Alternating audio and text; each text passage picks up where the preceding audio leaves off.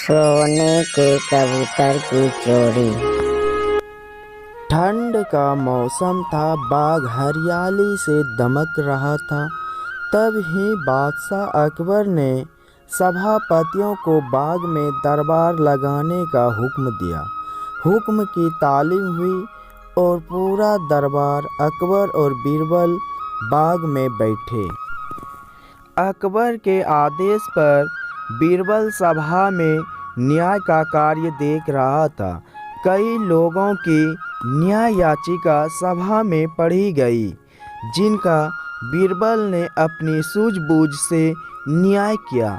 लगभग सारी याचिकाएं पढ़ी गई। न्याय के इस कार्य के कई घंटे बीत गए।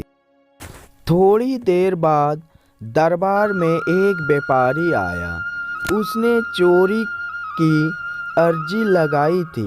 उसने कहा, एक बार वो दिल्ली गया था। वहाँ उसने सोने का कबूतर देखा। उसके पंख सोने के थे। उसने वो कबूतर पूरे 10 सोने के सिक्के देकर खरीदा था।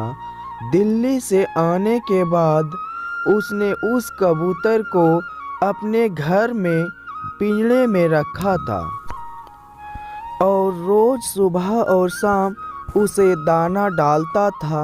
रात्रि को उसने दाना डाला था, लेकिन अगले दिन उसे बाहर जाना था, इसलिए यह कार्य घर के नौकरों को सौंप दिया। जब वह वापस आया तो कबूतर पिंजरे में नहीं था। अब उसे नौकरों पर शक है कि उन्होंने मेरे कबूतर को मार दिया, पर उसके पास कोई सबूत नहीं है।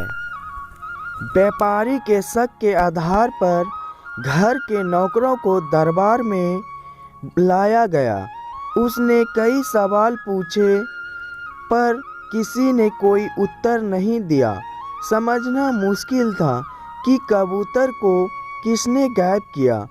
तब ही बीरबल उठा और नौकरों के चारों तरफ चक्कर लगाते हुए उसने जोर जोर से हंसना शुरू कर दिया। अकबर ने हंसने का कारण पूछा। तब बीरबल ने हंसी रोकते हुए बोला, महाराज, चोर तो हम सबके सामने ही है। उसने जब कबूतर को पकड़ा तो कबूतर के पंख उसकी पीठ पर कमीज के ऊपर चिपक गए, जिसे वो हटाना भूल गया और दरबार में आ गया। बीरबल की बात सुनकर एक नौकर घबराया और उसने अपने हाथों को अपनी पीठ पर फेरकर जानने का प्रयास किया कि क्या उसकी कमीज पंख है। ऐसा करते उसे बीरबल ने देख लिया और झट से उसे आगे कर चोर के रूप में दरबार में पेश किया। सबने उसकी कमीज देखी, जिस पर कोई पंख नहीं था। तब बीरबल ने कहा, उसने चोर को पकड़ने के लिए झूठ कहा था। उसे पता था जिसने चोरी की है वो जरूर अपनी पीठ की तरफ अपने हाथ बढ़ाएगा और अन्य नौकर शहजाद के दरबार में खड़े रहेंगे। और वही हुआ।